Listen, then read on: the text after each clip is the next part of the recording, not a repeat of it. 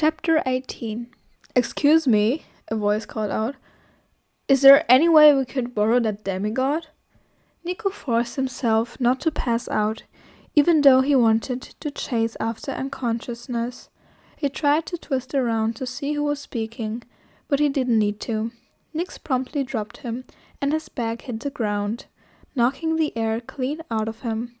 He turned his head to see two nearly identical giants, both 4 meters tall, with snakes where their feet should be, but otherwise much more like humans than he expected. They were dressed in identical tie-dyed overalls. Who made overalls for giants? On top of white t-shirts. Both of them had their hair tied back in thick braids that glittered with coins. Though the giant on the left had green hair and the one on the right had purple. Nico thought they looked like Totoro's version of Pokemon trainers. Nyx hissed. Who do you think you are, barging in here? I am Nyx, the goddess of night. Oh, we know who you are, said the giant with purple hair. He pointed at his twin. That's Otis. I'm the Big F. Otis made a face. Dude, I don't know about that stage name. The Big F, said Hypnos. What does the F stand for? The purple-haired giant put his hands on his hips and raised his chin proudly. Ephialtes. Hypnos looked up at his mother, whose supernova eyes flickered as if she were short-circuiting. Does it not make sense? Said Ephialtes. You know, because the way you say my name is... No, we understand, said Nyx. Yeah, Hypnos said. There's certainly a logic to it, but... The giant looked down at Nico. The demigod shrugged. It could use some more thought. I told you to workshop it more, said Otis. How are we supposed to get our big break if everyone thinks your name's ridiculous? Dude. Pardon me for interrupting this clown show, said Nyx. But what are you two doing here? Right, said Ephialtes. We're here for the demigod. The air around Nyx turned several degrees colder. Not now, she said. He's occupied. Gaia wants him, said Otis. Hypnos frowned at his mother as if to say, See, I told you she was trouble. Gaia? Nyx repeated. Yep, said Ephialtes. For what possible reason? Ephialtes smiled from ear to ear. Oh, we're trying to trap the 7 demigods from the prophecy. Nico pushed himself up on his elbows. What? We're gonna kidnap you and use you as bait, said Otis. Then, when your friends come to rescue you, we'll just wipe out everyone at once. It's brilliant, said Ephialtes, and it will definitely help us go viral. Nico looked at Nyx in panic, then back at the giants. He thought about trying to make a break for it, but he was deep in Tartarus, surrounded by 4 immortals with barely enough energy to stand. Maybe if he could goad them into fighting one another, he could sneak away. I can see you plotting, Nico, said Nyx, her voice syrupy. But there's no escape for you. I thought you resented Gaia. Nico turned to Hypnos. You called her intolerable. Why do you take orders from her? Hypnos shook his head. It's pointless to try dividing us, demigod. Does that mean we can have him now? Asked Otis. Gaia will reward you for your cooperation, Nyx. Nyx didn't frown, exactly, since she had no mouth, but Nico could sense displeasure in the darkening turn of her face. I do not need rewards. And it's one thing for me to support my primordial sister's awakening. It is another thing for you to barge into my home and demand Nico wasn't going to wait around for the result of his negotiation. He sprinted for the archway. Hypnos shouted. The giants cried out in alarm as Nico dived between Otis's snake legs and came up running. He was almost to the exit when two new shapes closed ranks to block his path. Horses with bodies of pitch black void, just like Nick's, their disturbingly sharp silvery teeth gnashing at Nico. Giant vampire horses. Nope, Nico cried and veered into the woods. The horse whined. The giant bellowed, "Get him!" And, "No, dude, you get him!" But Nix's voice rose above the din. "Let him try," she said. "Go ahead, Nico D'Angelo. Try your best to escape." Nico knew she was toying with him, but he didn't have much of a choice. He ran as fast as he could, following the perimeter of the garden. A dark wall hemmed it in, much too tall to climb, made of seething ash particles like the archway. Nico considered trying to shadow travel through it, but even if he'd had the concentration and the energy, something told him shadow travel in Nyx's sanctuary would be a very bad idea. He kept running, his clothes snagging on briars and tree branches until he stopped short, staring at a house that should not exist.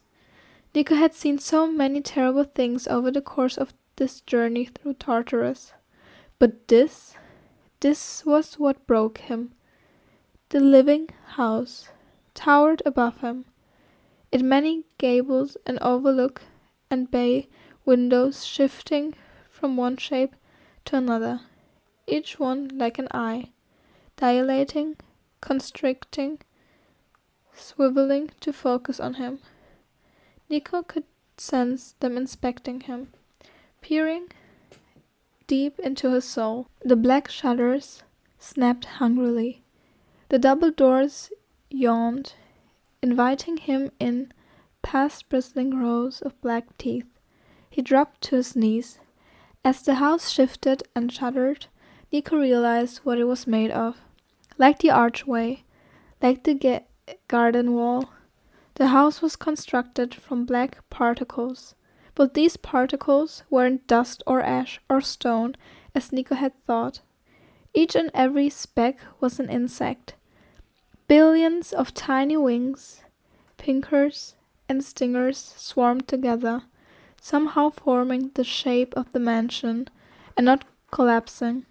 Nico knew deep in his heart that he should not be looking at this, that no one should be looking at this. Suddenly he felt a cold hand under his chin.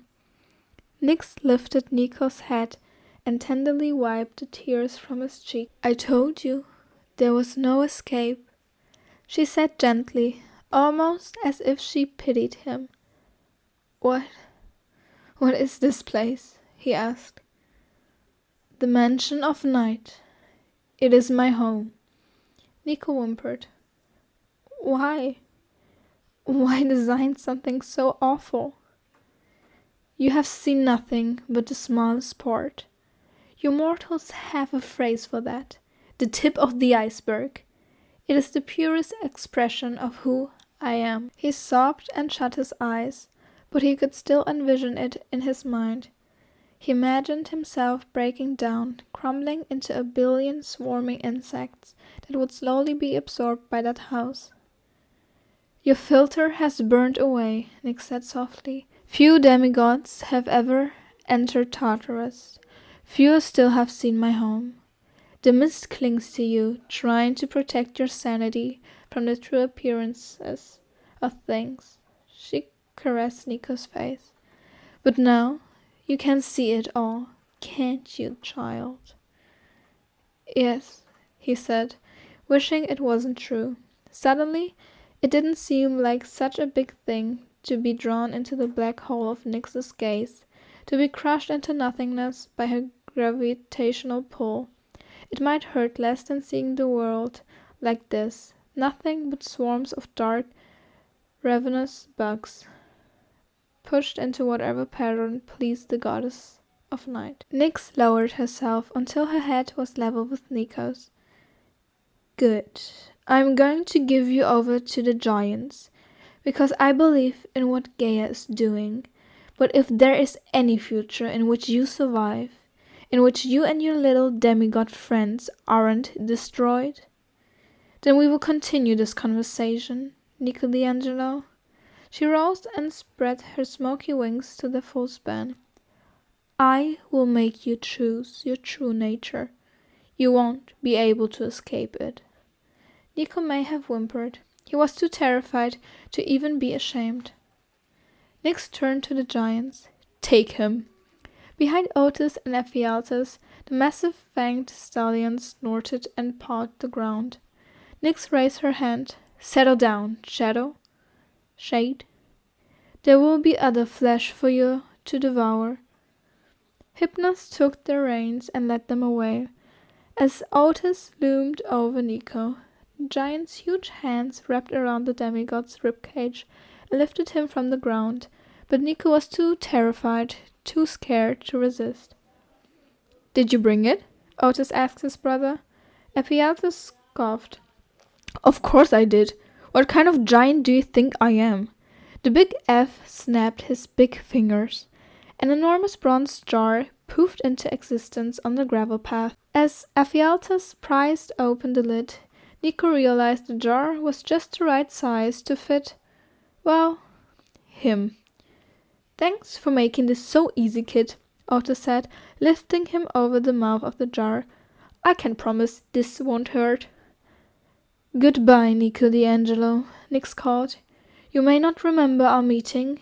Your tiny mind may crack under the strains of what you have seen, but if you somehow survive, it will be delicious to see what you become.